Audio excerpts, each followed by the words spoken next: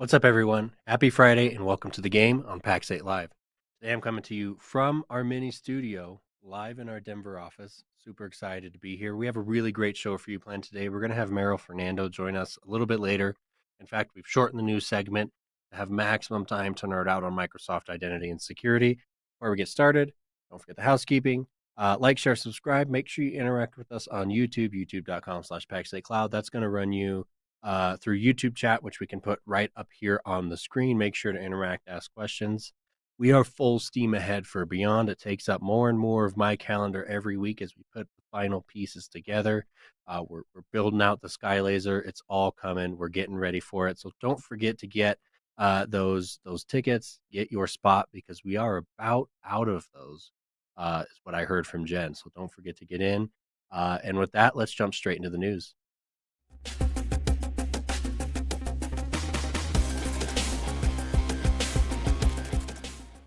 You know, Dom, there's a lot of things that I'm proud of about Beyond. Like, it's amazing humans, awesome content. But I have to say, it is the Sky Laser every time that really takes home the bacon. Sky Laser. It brought a whole balloon, like I'm most excited about the Sky Laser. Yeah. Anyways, man, it's great to be here. I want to point out this is actually kind of our last episode until after Beyond, right? We're taking a little break after this. We're going to shift and go to a different day, so it's hopefully more convenient for y'all to catch it live and be here and chat and add to the content. But and if nothing else, but maybe take a nap for once, right? I think I'm at 6 hours of live stream today so far. So anyway, it's great to be here, man. Let's jump into the news. All right, so this is kind of an ongoing thing, right? And we're actually now seeing people be compromised. In fact, John Strand and I were on a call earlier, John Strand with Black Hills Information Sec, and he had to leave early because he said, Matt, I'm dealing with several incidents dealing with people exploiting these compromises as well. 22,500 Palo Alto firewalls are possibly vulnerable to ongoing attacks, which, as if saying the word possibly like drops it. Possibly. No, I've seen the math. A lot of them are. People aren't patching. It's the way life works. Approximately 22,500 exposed Palo Alto Global Protect firewall devices are likely vulnerable to this CVE. 2024 34,000 or 3,400 flaw, a critical command injection vulnerability, which means I can run something in that as a command injection, right? It's been around since March 26th as attacks have been happening on this. It's a critical vulnerability impacting specific firewalls, PAN-OS, using PAN-OS. So ultimately, right, the point was patches available between April 14th and 18th after notification the 26th. But let's just jump out of the news here and let's just tackle this as an overarching conversation, right, Dom? Like, what are your thoughts on this? I mean, is this normal day-to-day business, or what comes to mind, man? I think I happened to be working from the office on the day this dropped, and someone walked into my office and was asking me, Palo's like a big name. And I had to kind of reset expectations that literally everyone has critical vulnerabilities, right? Privilege escalation on a firewall is not a super exciting piece of news, except for that it's Palo, and Palo is in front of some of the largest, most secure networks in the world, right? Palo is a big brand. But what the moral of the story is patch your stuff. Like, just do it. Like, I don't, now it's a firewall. I understand. It's an edge device, probably killing the network for a few minutes. I get it. But if you're that sensitive, why do you not have HA? Why have you not designed that failover? Why have you not designed the ability to send it to a different pipe? These are the things that, if you're going to make statements of that nature, that you can't do it. I know you pulled my string. I'm sorry. But yeah, 100%, man, is a patch, right? Anyways, back to that point. Yeah. I mean, that's the core ask, right? Like, these things are going to happen. You make sure you have the ability to absorb that news and those alerts, which maybe we'll get into with vulnerability management today. But you need to understand when you have vulnerability, you need to have a plan and policy and procedure in place, react to it, patch, and move on, right? Like, if you've patched your Palo Alto firewall at this point in time, you're good. Assuming you need to do your investigation. Do some threat hunting, right? You need to make your point. And so that is the aspect. But I think the point is we get so, and we don't use words well in our world, right, Dom? I did a whole show on words matter with Jeff Mann, the curmudgeon. Jeff's an OG in the InfoSec space, and he says, we talk about vulnerabilities and threats as if they're interchangeable. right? The threat is me coming at you with a knife and ready to stab you. The vulnerability is that you aren't resistant to knives, right? And the inability to protect oneself. And so we say, oh, well, great example, the ConnectWise vulnerability that happened of something that needed to be patched. I still track to this day a massive percentage of people that still have not patched their ConnectWise server. This has been months, and yet we see lawsuits coming out of people saying, hey, we were compromised as a result. Well, how quick did you patch? How well were you responsive to these things? How well were you looking for IOCs? And how many times did people say, oh, I patched, now I'm good? Did you check to see if somebody actually has compromised your network? Did you check to see if there are ancillary risks as a result of this? Like, do you have that? And, you know, a lot of people miss that part of this constantly looking for and assuming compromise. It's the very beginning of zero trust is assume compromise. And so hopefully my rhetoric in this few moments here at least is driving us towards the understanding of why we would bring on Merill to have this conversation. And perhaps maybe one more level set, at least in my mind, before we go down this path is, Matt Lee personally, I feel that we as security practitioners have matured through a phase of looking at security from beeps and boops to looking at security through an identity-centric lens and extensibility into the IAAA aspect of that. And I know that sounds like we're getting back to basics, and maybe we are. But what I mean by that is, in the past, you have something go off in SentinelOne or some type of anti-malware provider or tool, and it says, hey, this is a malop. We have a LSAS dump, or we have some type of attack or technique being run. But it doesn't necessarily translate to that's Matt Lee's account. Matt Lee has extensibility to these things. Here's the things that Matt Lee actually has access to. The identity was or was not compromised. Here's the thing. It looked very simply at the tactic and what was being stopped and dealt with. And yet you see people shift very much in security to viewing. Let's look at where that identity is, no matter where it may touch. Let's look at that identity no matter where it may be being used, right? You see that in Control 5.6 in CIS to say centralized account management, 6.7 to say centralized access control. You're all leading back to one core identity. Well, what identity? Well, for 99% of you watching this and listening right now, that would be Microsoft Entra. And my core concept of saying that is that if we really believe the world's shifting so much more to that identity and the extensibility, and think, if I have your identity, I can go look at Dropbox and steal data. I could go look at SharePoint and take data. I could go reach into Mail and look at things through Graph. I can do all those things. So the real entry point, that common entry point of where I should assume compromise and where I should deal with these things is that Entra ID. Dom, any thoughts to add to that, or talk me off a ledge here? No, I mean, that's in a nutshell. Like at this point in time, the way we architect environments, it starts on the identity, right? And it doesn't end on the endpoint anymore. You know, people used to say war is won on the endpoint, and that's bullshit nowadays. And you're probably using Entra, right? You're either using Entra as your primary IDP, or you are extending it into another IDP, but you're using Entra. So I'm excited to talk about Entra. I'm excited to dive in more. And this really cool project that Merill conveniently just released to help you essentially manage configuration and track regression, right? So let's hear some words from Robin, and then we're gonna jump into the exciting bit. I'm so excited and honored to be here with this.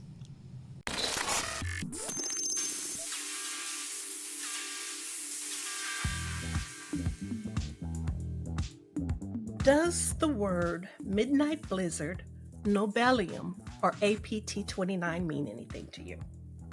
It is a current threat that is being directed toward Microsoft platforms. And it was very interesting because we had a partner contact us to ask us, you know, what should they do? What are we doing? And we reached out to our expert company that we work with, and they came back with some very interesting recommendations. And what was so amazing to me is the recommendations basically were things that we should be doing, like MFA and making sure our passwords are secure and monitoring the environment. These are basics. And so sometimes people are looking for, what's the complicated, newest thing we should be doing that's fancy and, you know, this type of thing. When the truth is, those higher level things aren't going to make a difference when we're failing at the basics. We've got to get the basics dialed in. Things like managing our passwords, making sure we're removing accounts when they're no longer needed. MFA, not making it optional. It's got to be mandatory. Those types of things are just basic, basic, basic. But people don't like the basics because it's boring. The basics are boring, and we want to go to the fancy special stuff. We want the secret sauce. And that is just what the bad guys want to know. They want to know, where are these people dropping the ball in the basics? Because if they can come in and not have to work that hard, if I can just hack a password and I don't have to worry about MFA, they're not going to go do anything complicated when they can get in the door through the easy route. And we make it so easy. We make it easy when we neglect the basics. And the thing about the basics is that many people don't understand that every single employee contributes to a company's safety. When you secure your password, when you handle your information in a secure manner, when you don't leave your screen showing where you have privileged stuff showing that people walking by may be able to see, every single employee contributes. And one employee, two employees, three employees that drop the ball can be the gateway for something to go very, very wrong. And I know people like to think, well, that can never happen to us. That can never happen to us. Nobody's going to attack us. We don't have anything that anybody would be interested in. Sometimes it's not about what you have. It's about using you as a vector to go to attack something else, right? They're just using you as a resource. You become like a battery for their engine. And we got to really start thinking about security in levels. Sadly, many companies and many people are neglecting just the things that are foundational. It's like the athlete, the professional, they always practice the basics. The pianists, these people, they don't get tired of the basics because those basics are fundamental to their expert performances. So the foundational activities of security are important to our higher levels of performance. And we just have to double down and make a commitment to do those basic, boring things because those things actually matter.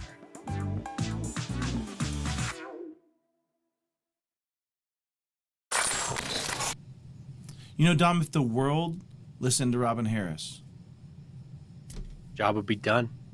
I mean, back to basics, right? I think that's a great message. Given that you're still tracking unpatched Screen Connect servers, but we digress. So let's go ahead and bring on Merill. I'm super excited for this episode, because we've been watching his content for a while. Yeah. And man, we do a lot with Intra in the channel, right? And in general. So Merill, come on in. Welcome to the show. Thanks for coming. Why don't you tell us who you are and what you do? Absolutely. I'm super excited to be here. My name is Merill Fernando. I'm a principal product manager in the Microsoft Intra team. I'm from Melbourne, Australia, and my day job is to help large enterprise customers deploy Microsoft Intra successfully. And basically, I try to get folks to use the product that they've already paid for. So I don't even try to sell anything. I'm just trying to move the needle on from where they are to to be well deployed, and yeah, most of the time it's just convincing people to do the basics, and that's why I'm glad to be here.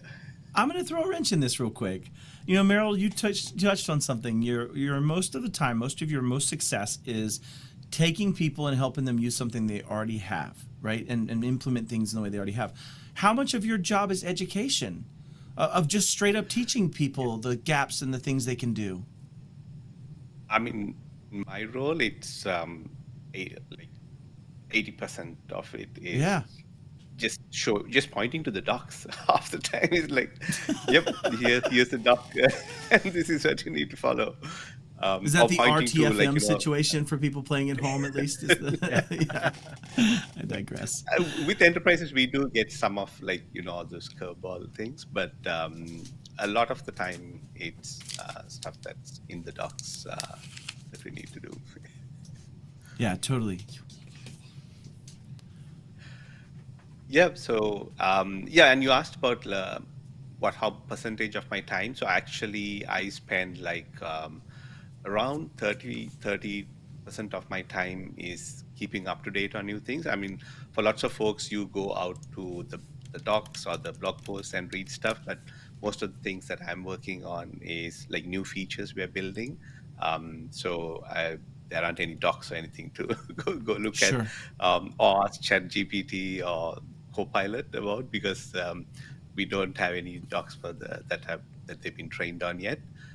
In fact, I'm most probably reviewing docs that the teams are working that will be used to train our new Copilot overlord. So that's the exciting bit to like to stay up to date, learning about new things, and connecting Yeah. the dots, as Steve Jobs used to say. So if I That's true. understand you Totally. correctly, you work on both the education and empowerment and driving it, but also on the actual new features and dealing with that. And I used to call this Microsoft's parenthetical preview, right, where it shows up all of a sudden in my Entra console and says preview, right, of something that I can do, and maybe there's very limited documentation on that. And so you work on that part of the systems as well. Yes, yeah. So at Microsoft, we have this three, like a triad sort of concept. So we have the engineering team, we have the feature PMs who sort of write the specs and, decide what the roadmap is for the feature they're working on.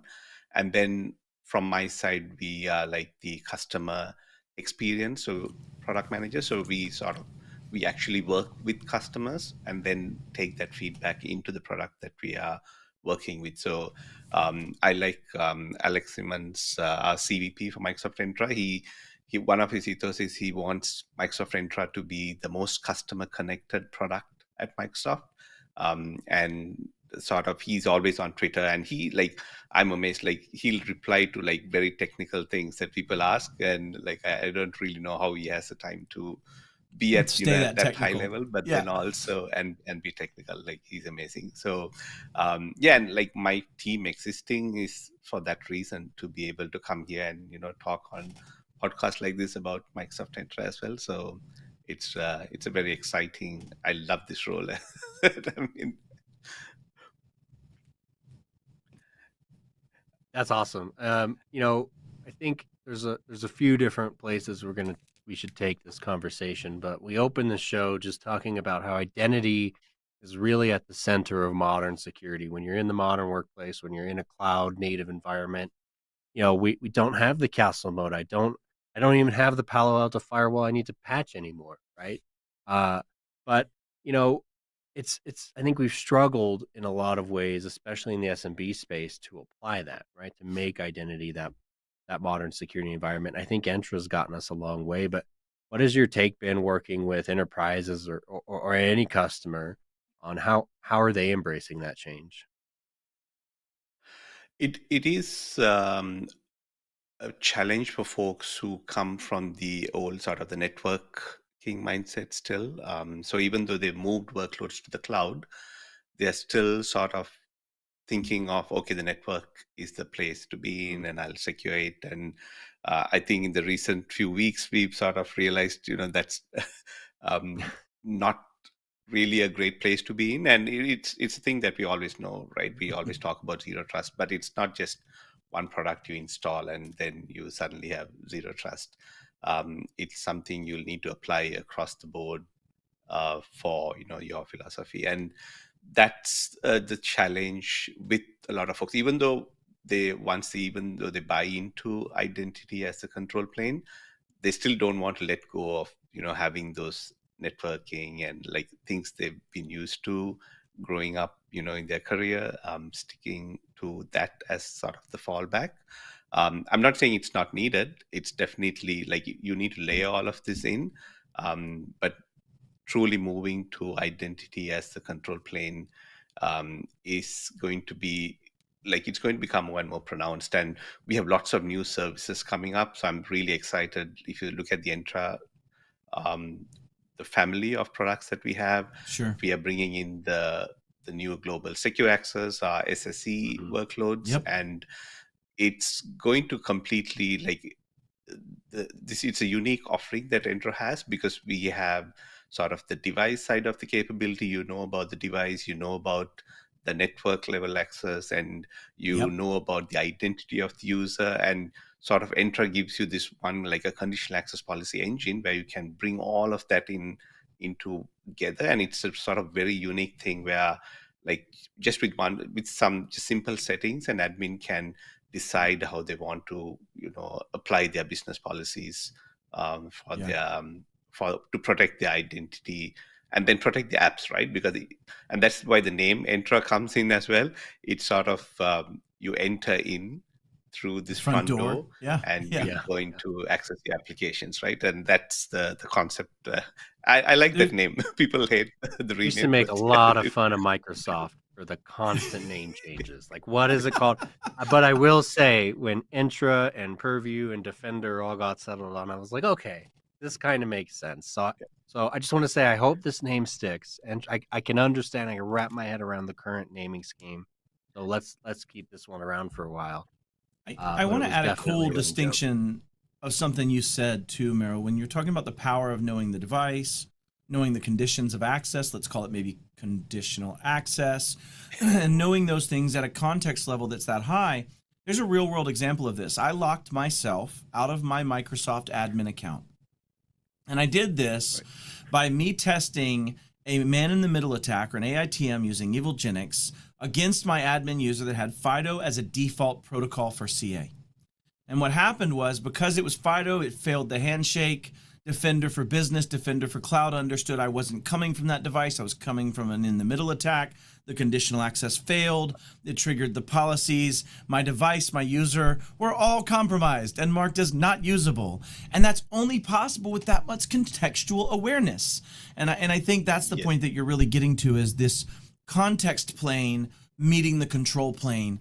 And I do a lot of work with CSAs, ZTNA. I'm the dumbest person on the people talking about it. But the point is you're wanting to make that policy enforcement point be cognizant of all of those contexts in that first single packet authorization in a pure ZTNA type approach. But you're getting all of that in one context engine.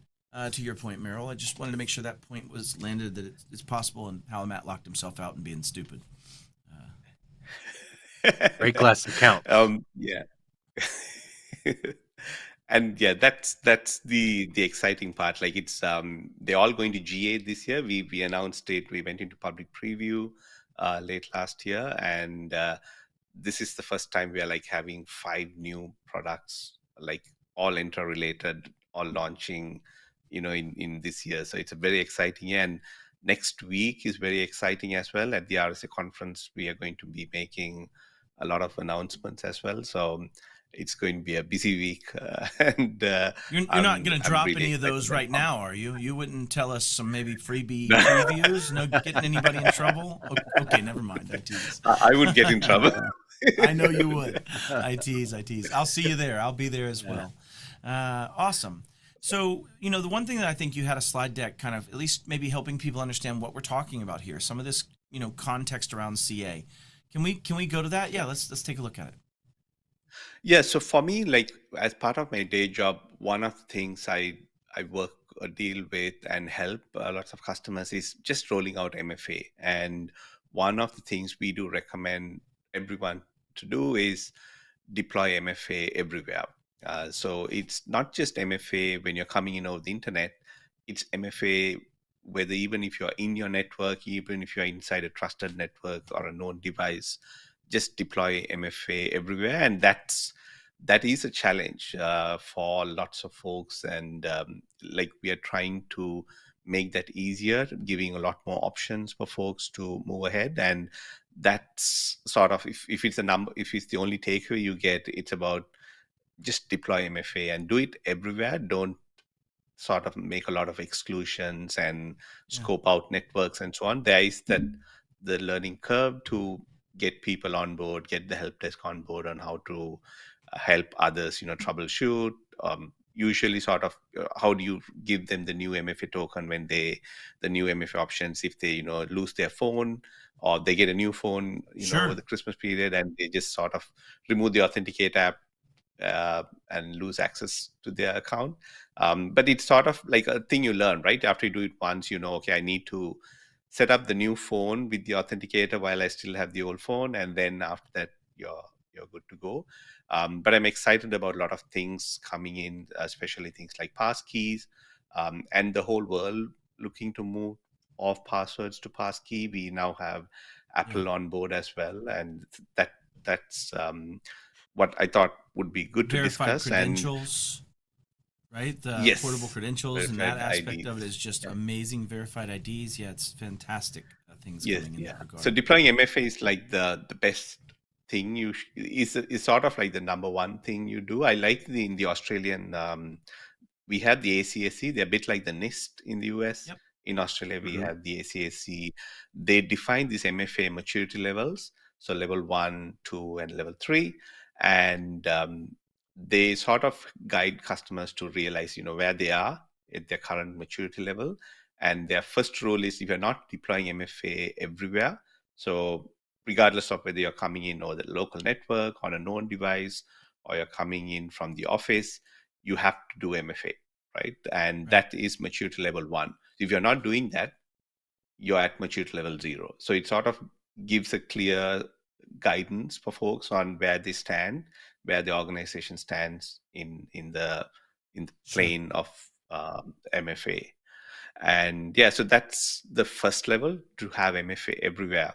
Then you go on to what are the different MFA options you choose, because now you're getting into the next step, right? So while you do have MFA and lots of folks are deploying MFA, now what the attackers are doing is they're moving to the next step, right? So where they do a lot of phishing, they try to send you links and try to get you to give away the password and the auth token. And it's getting easier and easier to do it, right? There are like tools you can buy off the shelf. You can just, you don't even need to buy. Evil is free. Yeah, I spin that up with $4 of infrastructure costs. So yeah, and for those who are not technical, you can just go to Telegram and get someone to just spin up that for you, and you just pay them. True story. And you start getting the token. So it's like the barrier to entry is really low for lots of folks. There's all the toolings that are available. So if you are having Defender and others, they do work to quickly detect and prevent the person from using that page. But like that's all they need to do is just one user, right, to get through, and then they can get through into the tenant and then send emails from that compromised account, which bypasses a lot of the other checks that you'd have. So once you deploy MFA, usually the next step is the type of MFA is really important. And this is where we have this thing like, yes, password and using an SMS or using the voice MFA options is good. It's better than nothing. But today there's so many options available to you, and that's where you have this. It's better to move off to the other options, like using the Authenticate app, using tokens, but they're all still phishable as well. Like we even have the phone sign-in passwordless with Microsoft Authenticate app. They're all still phishable. Like you can have evil jinx. I have a YouTube video of mine where I show, like, that's the most popular video where I show how you can just use evil jinx even with MFA on, where you can get into someone's account. So we're all looking to the last part of it, which is to go with phishing resistant. And this is something like Windows Hello has been there now for ages. It's sort of like the first pass key, right? It's device bound. It's bound to just the stored in the TPM, using. Right? It's tied and stored there locally on that device, right? Yeah, 100%. Dom and I've made this argument, just so you know. Dom and I've died on this sword before to information security teams. Like, this has been, no, that is 2FA. It is storing it locally. That is a token that is being passed that you must physically possess.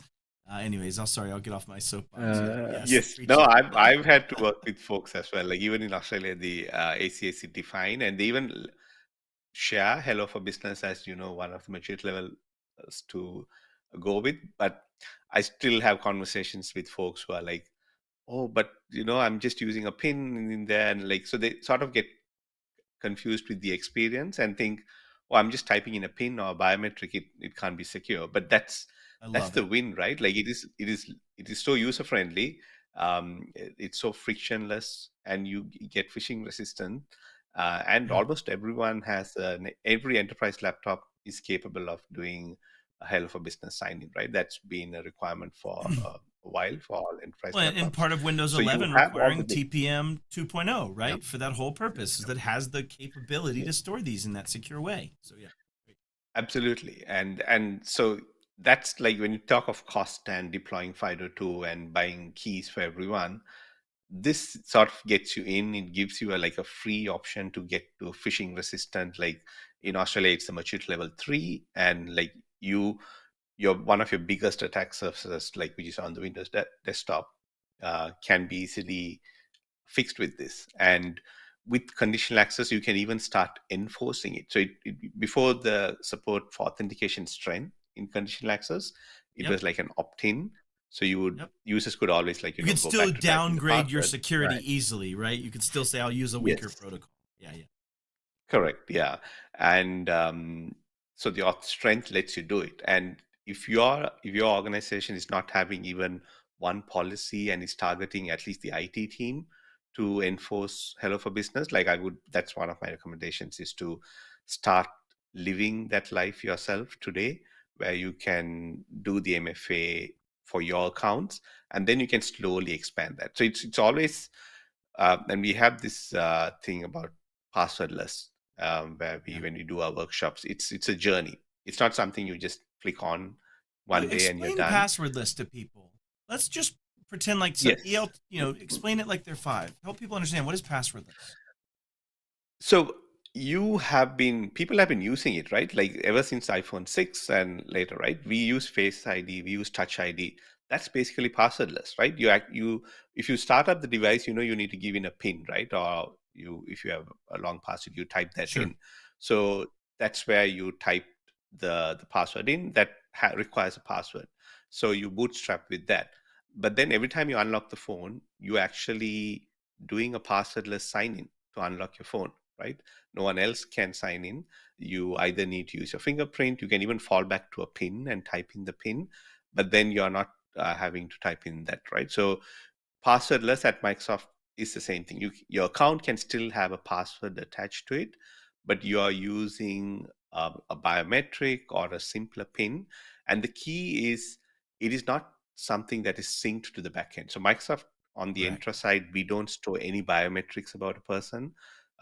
That's something like it's like Alex Simmons has always said, we'll never store anyone's biometrics. Like that's Yeah. a no. So all of that is on your local device only, right? It's sitting on your Windows device. It's tied to your TPM, and it's doing is Oh yeah, using that trusted platform biometric to module. unlock. Sorry, y'all. Yeah, TPM's Correct. trusted platform module. I had to make that. Oh, Trusted platform. Yeah. So yeah, so that's basically passwordless. It's moving to a new phrase where you don't need to be typing in a password, which can be reused by an attacker. That's the key thing. With Sure. passwordless, you're moving to typing in a PIN or using a biometric, which cannot be, a man in the middle cannot listen in and take that and use it, because it basically is using a sort of a private public key exchange mechanism. Whereas the password, once someone has it, we have all these password dumps. This have I been pawned, which like they have your name and a list of passwords that your account has been compromised with, and it can be reused by an attacker. And that's the move away from using passwords. So that's what passwordless is. it's also Awesome. great for users. Like I have no idea what my password is at Pax. I have one. Me either. It's a completely random, like I have no idea what it is. And I log with this. Like this is like I use a Yeah, FIDO key me too. personally. Yep. Or I use Mine Windows has a Hello. Right? turtle on Those it. are the two ways. I'm a little jealous of the turtle. And it's huge. Yeah. But let's talk too about because passwordless came out. Great, no password to steal. Moved to push, and now we got to do push with number verification because MFA fatigue came out. So now we're finally moving to phishing resistant. I think it's important that we cover, passwordless versus phishing resistant. So can we touch on that real quick? Yes, yeah. So we introduced passwordless even with the Authenticate app. So you don't need to type in the password. You can still use the three numbers. We call it the multi-choice. So you can pick the number that matches what you see on the screen and you sign in. So what we do for that is usually there's a registration process. So your Authenticate app needs to first be registered with Entra so it knows the actual device that you're signing in with. And so if you're, for example, if that phone is jailbroken, etc., it won't let you set up passwordless on that phone. But that is still not phishing resistant. So if you Right. see the slide that I shared earlier, you see that Microsoft Can we get that Authenticator is slide back real quick? So right there at we go. the bottom. Yeah. So if you see right at the end in beta, you see passwordless and the Microsoft Authenticator phone sign in. So this is where Yep. you don't need a password when you're using the Authenticate app. So you can still move to a new world where you're not using Yep. passwords anymore, but it's still not phishing resistant at that step. Yeah, and that's a great clarification separation of the others on the right are still passwordless functions. Right? They still are things where I have a certificate in lieu of. They have so I just wanted to disambiguate, Don. That's a great call out that the others on the right and best are still passwordless functions for the most part, but they are now more secure. And this is really just the original authenticator based one that we're talking about in the middle column. Is that correct, Merill, as we understand it? That's right. Yes, the All one right. in the middle is the. And people have this Authenticator based. misconception: oh, passwordless is all phishing resistant, but the phone sign in is still can be phished. And That's yeah, correct. in my You I cannot have a video. harvest. Maybe share the link. That's Yeah, and I, you, I you have mine cannot as well. We harvest the both do. signed notes, right? Like that's not a thing you Yeah, can do. That's the whole point. It's cryptographically one time usable. correct. It's completely useless once I burn it. We've got a few more yeah, slides to get through, so I and really want to move on to the next one, Yeah. and let's jump into that as well. cool. Yeah, so this is an open source project that I've been working on for the last few months with a few other folks. So we talked about identity as a new control plane, and we should be moving to that and setting it up. But what happens when you have all of that set up? Then the next problem that you will have is it's always misconfiguration. So the reason why one of the reasons why we started building this is there was somebody I was working with, an organization. They had this conditional access policy that said, okay, if you're a guest, I'm going to have you sign in every day, right? Your sign in frequency is set up so that if you're a guest in my tenant, I don't know what your device posture, like it's not going to be as secure as the devices that I manage. So I'm just going to give you access, but it's going to be for like 4 to 8 hours, and I'm going to Sure. sign you out. And you'll need to do an MFA and re-sign in every day because you don't need standing access to my tenant. So they set up this policy, they created a group, and all was good. But what happened was somebody either deleted the group or removed the users from that group. And for a year, they didn't realize it. They had this policy, but it was not doing anything because the actual group was scoped to Yeah. the users were no longer in there. So that's where when you move to identity as a new control plane, that's the next evolution. But now you have different challenges, right? And like it's a lot better. But now it's more your responsibility because you need to make sure your config is what you expected it to be. Like you set up your policies, you have an intent of what the policy should be, Desired right? outcomes, right? Exactly. But then how do you know if your what you configured is still matching your what you initially thought it's doing or what you're thinking that it's doing? And so that's where we came up with this way of writing. For folks who are used to DevOps, you need to write, when you're writing code, you write these unit tests, and then you make sure your unit tests are running correctly. So years down the line, when someone makes a code change, you can still run those tests and make sure that the intent of that is still being applied. And so that's why we built this Maester like a test automation framework. for conditional access, and it can be expanded to lots of other things. So I worked with a few MVPs from Germany, Fabian and Thomas. They're all like Entra folks, and we created this based off PowerShell. PowerShell has a testing framework called Maester. So we basically took that and added lots of helper commandlets to help you come up with your own policies, and then you can set up an automation so you can start testing it daily. So if you go to the next slide, just for folks who like you, as you move your maturity, and I think a lot of the folks who are listening here would try to have everything automated, right? Like you are managing lots of different tenants, and you need it to be consistent and uniform across tenants. So with Maester, you'd usually, if you see the first step, you usually plan and design your config. So maybe it's conditional access policies or authentication policies, all of that. And you are not going and clicking each tenant and turning on policies, right? You try to put that in sort of a setting and push it out. So that's the purple box that says implement with config as and code, a lot of and you players push it there out. are doing that with like CIPP, Kelvin Tickler's, Exactly, correct. Cyberdrain and True Affordable. And so that's that And half using of it. And you're saying now the testing half is the bottom half, right? To your point. Yes, exactly. Right. So you already have that, or even if you're doing it manually, that's fine. A place where you can start for automation, because a lot of enterprise customers are like, they just have one tenant to manage. So just going and clicking and turning things on. But how do you make sure that, for example, that scenario, you come across an issue, how do you make sure your org doesn't repeat that same mistake, right? You found something out. How do you make sure this group, even if the group is not there, like someone is always alerted? And that's where you can start with Maester. We've given like a template where you can start writing tests that can keep checking your environment, and you can have it run daily or hourly. It's up to you, right? We give you steps to use it in GitHub Actions or Azure DevOps or Azure Automation. Sure.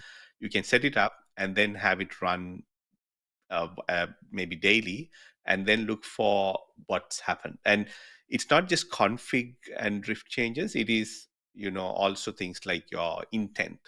Like the other example I said, every guest should be signed out every 14 hours. Like that intent should be codified, and you're testing that. So even if you make changes to your policies, someone can run that test 2 years down the line, and that original business security policy is still there, testing to make sure that it's being applied. Yes, I can give you like a quick demo. Merill, that goes back to like your desired state and outcome translation, right? Which is, I want my guests with bad computers to be re-signing in every day, but I want my technicians on a machine maybe only doing that once every week, or whatever that may be based on your desired state. And so you're saying you configure these test blitz, these things or whatever they may be, that are set to say, check to see that guests do this and have this type of thing. Is that essentially what it's trying? I mean, I know I'm summarizing, but that's what the intent is? Yes, that is what it is. And we want to make it really easy to write those tests that are like sort of English and understandable, not very complex. You should be able to show it to someone who's not a coding person, but they should understand the sort of the gist of that test and what it's trying to do. And that's one of the biggest things. Excited. I want to see this. Yes. I'm excited about it. Let's do it. So let me share my screen. Give me a second. Yep.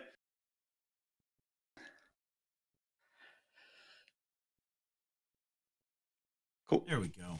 Perfect. There we are. All right. So so it's a PowerShell module that you install, and it's called Maester. So all you have to do is say install the module Maester. Then we have this. Let me see. Make sure that the folder is in. Right. So we give you some out of the box tests, and when you say install Maester, we sort of install those out of the box tests, and I'll show you what those tests look like. So we have a few here. These are all open source contributed. Various folks have been contributing, and what I then need to do is I just need to connect to Microsoft Graph to my tenant. Now, because I have a session, it's already sort of just signed in. And but then otherwise all they we would do be is presented with a session gathering where you have to correct, sign in, yes, go through MFA, establish into the tenant that you want. Yep. Correct. You can, because it's using Microsoft Graph, you can even use a service principal, like when you're setting up the automation. Great. But yeah, you sign into your tenant.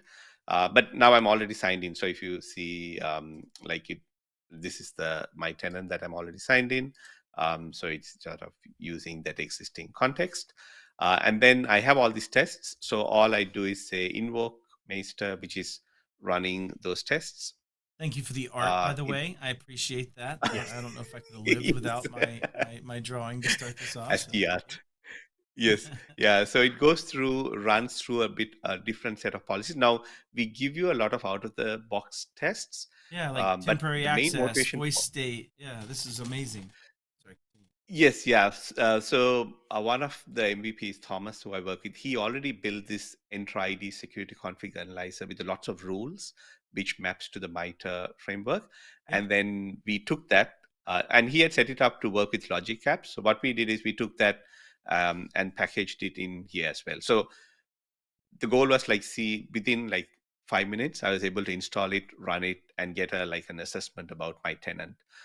So he had a lot of out of the box tests, things like, okay, have you enabled FIDO2 in your tenant? And then if you haven't, it shows you, what's the setting you need to go, and all of the details about the docs. So we have all these AIDSCA, which is Entra ID security config analyzer. So there's lots of 60 odd rules that is defined with some recommended values, and it goes through and sees, okay, where have you turned on, authenticate app, and have you turned on the geographic location? So With users can context see in that. every single finding. This is amazing. Yes, exactly. And then we do have custom tests that we wrote, for example, with this, right? So this is a PowerShell test, and I'll show you the code for that. What we do is we say, okay, we found a service principal having an app admin permission, and it's using client secret, which is not recommended, right? So it used that, and it basically even shows you which account it is, and you can go and fix it. And fantastic. we link to the Microsoft Docs as well. Yeah, and so just a few minutes, and you get a good view of where you are. But the most powerful thing for me is you being able to write your own tests. So I'll open up the tests here. So these are the tests that have been written, and you can see how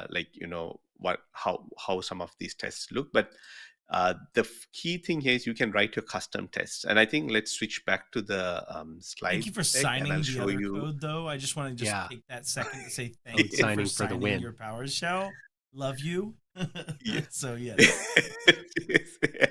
So if I need to toggle off my screen, I'm guessing. So if we switch to the slide deck, I'll show you.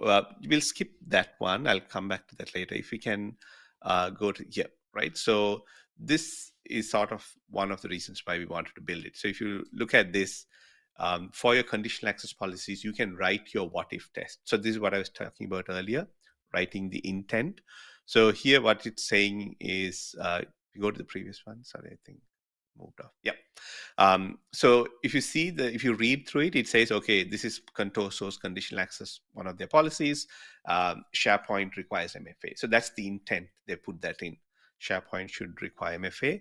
They're just taking a sample user, getting the ID of the user, then picking the SharePoint app, the ID, and it basically does a test. Okay, for this user, he's trying to access this application.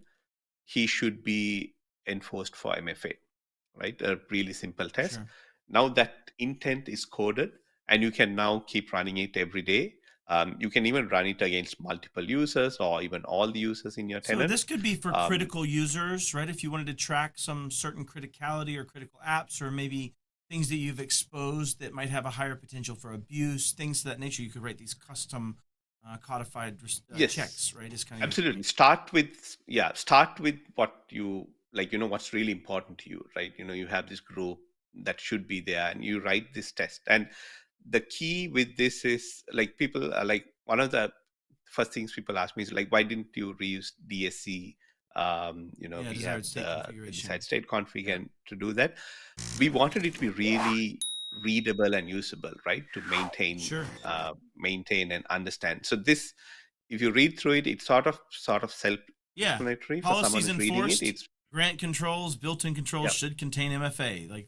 MFA, right? It's more like an English, and that's one of the essence of the Maester framework is to be able to write these readable tests that people can build up over time, and they can go in and make changes. And so this is now running your policy engine that you create in conditional access is always being evaluated. So if people go in and make changes, then you can now, this example is just one user. You can do it for a group, or if it's for the admin accounts, you can do that as well. And that's basically like one of the flows there, right? To be able to use like English-like syntax to define And the should is one of policy. those English-like contexts, correct? Yeah, Or should. syntax is correct. The should is Correct. not a Yes. traditional Yeah. PowerShell language. Okay. Yes. Yeah. So makes sense. we use this thing called the Pester framework. So if you go back up Sure. one slide, which is the Maester Left framework. one. So Two more. what we Do the did is the previous one. Sorry, I'm going in the There you reverse go. order, but That's the one. yeah. So if you see right at the bottom, we have Pester, which is a PowerShell testing framework. So they use it to test PowerShell code, and that is what brings in that syntax like should contain, That makes sense. should be this, and should not be that, like making it like the assertion is in English, so it's very easy to understand what was the person thinking, what was the intent of this test is sort of codified there. So what we did this, we took that and we added this whole a lot of custom commandlets. If you see in the previous example, I said like test what if conditional access policy. So that's a new API we introduced this month, and we built this on top of that. So you can write your tests. We give a bunch of PowerShell, the PowerShell command. You saw that nice UI we have showing you all the details of the tests and that information. So all of that's built on top. And That's we've another had this benefit I want to point out, because sometimes these things will come out for PowerShell or what have you, but then it gives you a JSON file and you have to figure out what to do. This one puts out an HTML. You can just use it. It just works. Yes. So I wanted to point that out. That's a great feature, actually. Yes, yeah. So that's one of the things. My goal was to go from zero to like you have something usable in 5 minutes, right? So you install the module, you sign in, you run it, and you have something usable, interactive to click through. And so we built all of that, and we worked on getting the docs out. If you go to the maester.dev website, we have all these instructions, lots of step-by-step instructions to set up GitHub Actions, Azure Automation, and all of that. I don't want to and take all away these from out the of the box other. text. That's what I was going to say. I don't want to take away from the other part of this, which is just running that first report tied to TTPs. What are TTPs? These are the actual ways they're attacking. Techniques, tactics, practices, right? Those are the, I may have not gotten that exactly right, but the point is TTPs are those things they're doing by MITRE saying, here's that. So I'd have a couple questions, Merill. Do you keep that up to date for as those continue to change, those tests stay fairly up to date if you update that package? Yeah, so that part came from, there's another project called the AidScar project. So Thomas and a few other MVPs have been building this for more than a year plus. They have an integration which sets it up with Sentinel and logic caps to run through and do that. So they do maintain it. It's at version 4 right now. So they keep updating it as new APIs come into Graph. They map those, they add them in. And they sort of keep that up to date. So we just basically bootstrapped and we took all of that and said, let's make it easy. Yeah, we'll just use this. PowerShell. No reinventing the wheel. The great part about this too, though, is if you're an MSP, and if you're an MSP though, and you run this and you go through and find the ones that you're willing to address, that you are going to change, that you're going to enable FIDO, you're going to force it on this, you're going to put it on this particular practice. Then as you go through that, this becomes that defensibility to check as TTPs change. You could just rerun this. Right? Is that a fair statement, Merill? And get that understanding and look for so drift we would update. Correct. Yes, yeah. So we have the rule being updated continuously. We find issues. Even now, folks have reached out saying, okay, this is doing this. And so we keep updating that as those rules change and new tests come on board. And then you can run that, because we also rely on Graph API. So sometimes an API doesn't exist, or there's a change in the API, or there's a better way to do it. So for example, when auth strengths came in, you can do that. So yeah, all of that's being built in, and lots of different orgs need to do different things. So we have CISA is another example, right? You have the CISA framework that federal government and those folks need to do.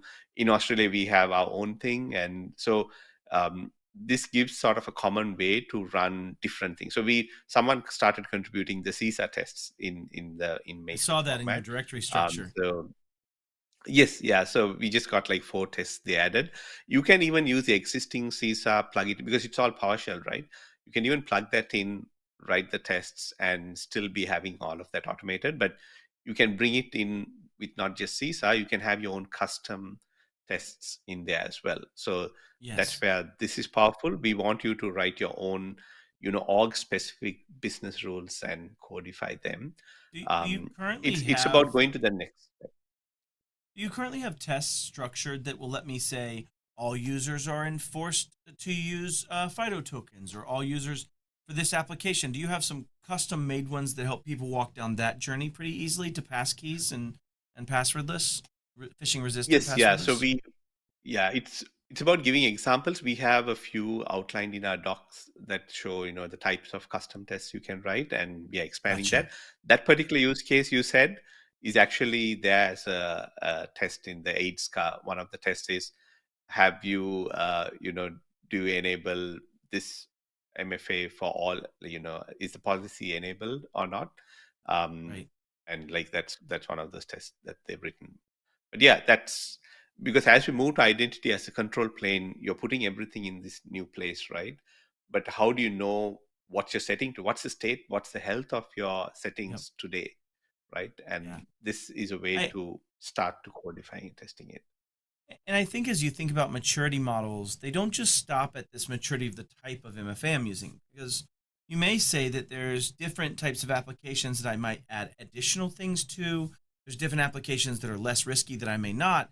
What's nice about the platform you're making with Maester is that I could actually say, do all users when accessing this application like email have this type of MFA? Do all users when accessing my RMM that has access to, or Screen Connect, that has access to all my machines, maybe I want a different type of MFA. And so you can set granular tests that allow you to validate those Yes. conditions of access for the escalatory risk, right? And it's much more mature that way, even. Absolutely. Yes. It's just PowerShell end of the day. So you can call into any other API. It's not even tied to Microsoft only. You can call into any Sure. other system. It's just a framework. You could always have done it before. We're just giving you like a prescriptive way to do it, right? Making it And sort of easy and bringing DevOps. well, and you're also bringing down the concept and this cost of the barrier to entry, right? You're democratizing these tools by making that barrier to entry shorter and easier. So that's Yes, awesome. All absolutely. right, let's bring up Yes. this last slide if we can. Yep. Okay, so Yep. what do we So have here? yeah, this is just my plug that I run this weekly newsletter for all things Entra related, and I send it out every weekend, which brings you the latest of what happened that week on in the world of Entra, with links from the Microsoft, anything from Microsoft, and more importantly, what's there from the community, and sharing all of the great work that the Microsoft community share about their learnings from using Entra. And that for me is a thing where I learn a lot from. And so I've been following and I keep up to date, but I thought I'm sure others would find it useful. And I started this. So we have like 7,000 odd subscribers now, and it's growing every week. So just wanted One to of them. share with I've your been a audience. subscriber for a Well, while. I'm also And one. it is nice to have Yeah. that condensed feed. nice. It helps a lot. And you too can have Absolutely. more Merill in your life, is the point here. Intro Contra.news. And so if you're missing out on enough Yeah. Merill at this level of Merill Wait. quotient, you need this I much. just realized though. Yeah. So we have product manager on the call. You say Entra and I say Entra. I think Meryl needs to settle Yeah. this. Yeah. How do I'm we Entra. pronounce this product? So I've asked internally as well. We had even some of our CVPs initially said Entra, but Entra is supposed to be the not. I won. It's a noun. You can say it Right. anyway. Dang, It's more Tom. cooler, right? Entra is a lot more. Meryl, I it's gave the you Azure $100 thing, right? to Azure, say it was Azure. Entra, and you didn't even do it. I think there's no right way, right? We use whatever sounds cooler. Yeah. Like I'm happy. I'm going Entra. As I long might as even you're flip talking flop about between them. Entra.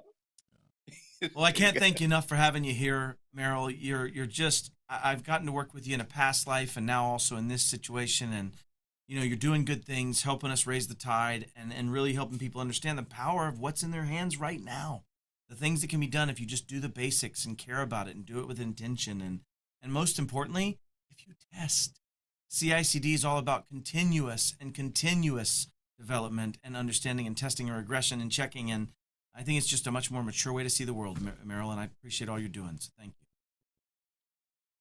Thank you so much. So excited to be here. This is the first time we are sharing Maester in a YouTube online session. I only shared it at the PowerShell conference, so excited to share all of that here, and I can point people to this podcast to learn more about Maester. Awesome. Thank you. Definitely check out Maester. That's a fantastic tool. As soon as I saw you put on LinkedIn, I started nerding out here in my office and got very little work done. But he was giddy. He was dancing around like a schoolgirl. Yeah. It's fantastic. Thanks so much for joining us, Merill. That is our show. Now, like we mentioned at the top of the show, we are going to take a little bit of a break. Beyond is just killing us right now in the best way possible. We're going to bring you a huge amount of value in June. It's really creeping up on us. So make sure you join us in Denver, but you will not see us on the game until after Beyond, at which point in time we're going to move from Fridays when we've all probably had a couple beers, except for us by this point. So definitely for selfish reasons, we're going to kick it on back to Wednesdays. And we are going to come back on June 26th. So a little bit after Beyond, we're going to take a little breather, kill it at Beyond, and we'll see you again on June 26th. And, admittedly, we don't plan that far ahead. So just come see who the guest is and what the topic is, and we'll have a good time. Thanks so much for joining us. Have a fantastic weekend. We'll see you around.